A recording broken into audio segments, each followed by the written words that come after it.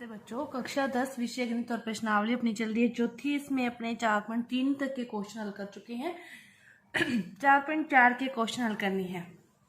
तो देखो 4.4 का पहला क्वेश्चन क्या दे रखा है कि निम्न द्विघात समीकरणों के मूलों की प्रकृति क्या है, मूलों का अस्तित्व क्या है, उन्हें ज्ञात करना है। तो अब देखो, मूलों की प्रकृति ज्ञात करने के लिए पहले जो भी अपने को द्विघात समीकरण दी होती है उसकी तुलना अपने को इस मानक समीकरण से करनी होती है। ए बी सी के मान निकालने हैं, फिर अपने इनके मान आने के बाद बी स्क्वायर माइनस 4ac निकालना है। यही अपने को बताएगा कि मूलों की प्रकृति क्या है। तो पहले क्वेश्चन में इसकी तुलना करते हैं। एक्स स्क्वायर का गुणांक ए है तो ए की वैल्यू 2, बी की वैल्यू -3 और सी की वैल्यू कितनी आ गई, 5 आ गई।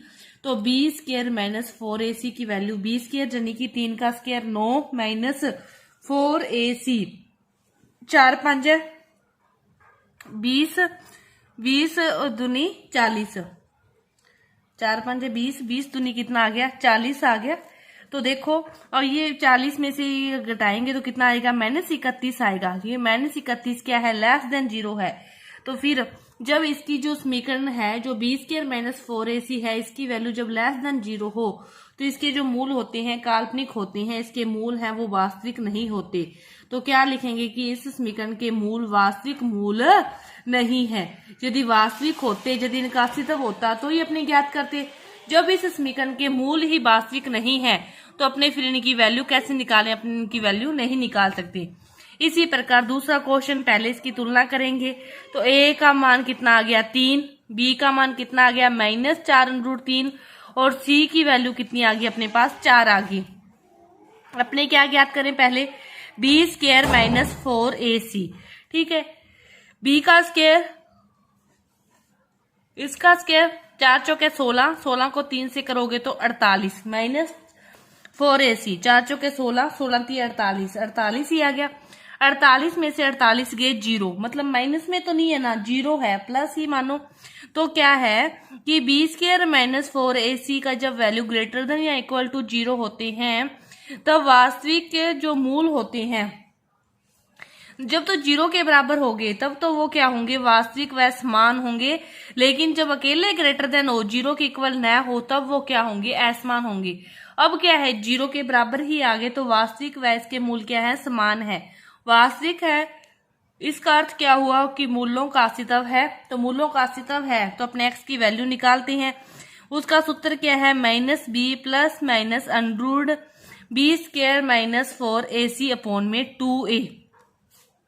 बी स्क्वायर माइनस 4ac की वैल्यू तो 0 है, ठीक है, 0 रख दो, प्लस माइनस b की वैल्यू क्या है, -4√3, एक माइनस सूत्र वाला हो गया तो अपने पास प्लस का 4√3 आ गया। 2a, a की वैल्यू 3, 2 दूनी 4, तो क्या हो गया, 2√3/3। इसको काटोगे तो नीचे आ जाएगा, नहीं तो ऐसे ही, ये इसके समान है तो दोनों मूल ही क्या होंगे, पहला मूल भी 2√3/3 और दूसरा मूल भी क्या होगा, 2√3/3। कि जब लेस देन 0 है तो मूल काल्पनिक है, जब ग्रेटर देन 0 है तो वास्तविक व असमान है, और जब 0 के इक्वल ही है तो वास्तविक है और वे समान भी है।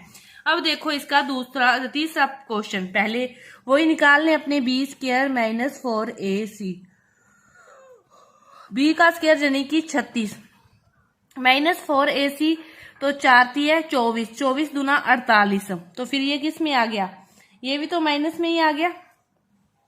4 12, 12 दूना 24, सॉरी 4ac, 4 12, 12 दूना 24 आएगा। 36 में से 24 गए तो अपने पास बचे 12, 12 क्या है, ग्रेटर देन 0 है, 0 के इक्वल नहीं है, तो इसके मूल क्या होंगे, वास्तविक होंगे और असमान होंगे। समान कब होंगे, जब 0 के इक्वल होगा।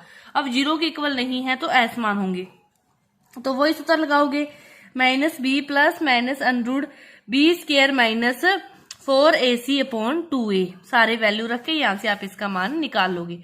अब देखो दूसरा क्वेश्चन क्या है कि अपने को प्रत्येक द्विघात समीकरण में k का मान ज्ञात करना है जब उसके 2 बराबर मूल हों। जब मूल बराबर हों तब क्या होता है, बी स्क्वायर माइनस 4ac किसके बराबर होता है, 0 के बराबर होता है, तब उसके मूल क्या होते हैं, समान होते हैं। तो उसके बराबर रख लो, अब इसकी तुलना करनी तो आपको आ ही गई होगी कि ए की वैल्यू 2 है, ए की वैल्यू 2 है, बी की वैल्यू k है और सी की वैल्यू 3 है।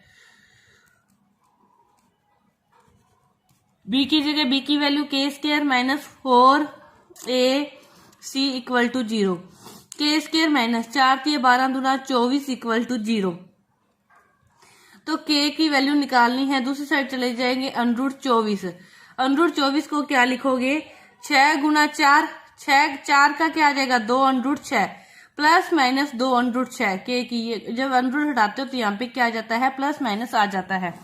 इसी तरह इसको हल करोगे, पहले इसको खोल लो, अंदर गुना करते हैं तो क्या आ गया kx² minus 2kx plus 6 equal to 0। तो a की वैल्यू तो है k, b की वैल्यू है 2k और c की वैल्यू है 6, तो b² minus 4ac equal to 0।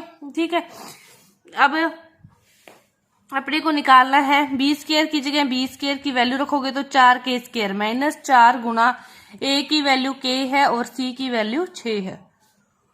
अब देखो 4k तो कॉमन आ रहा है, तो 4k तो कॉमन ले लो, यहाँ पे क्या बचा k माइनस 4 कॉमन आ गया 6 इक्वल टू 0। अब देखो ये 2 बन गया, यहाँ तो 4k इक्वल टू 0 या फिर k माइनस 6 इक्वल टू 0। यदि 4k इक्वल टू 0 है तो यहाँ से तो k इक्वल टू 0 आ गया। अब जब ये 0 है तब क्या होगा, k माइनस 6 0 है तो k की वैल्यू क्या आ गई अपने पास 6 आ गई। तो k की वैल्यू 0 भी हो सकती है और k की वैल्यू 6 भी हो सकती है।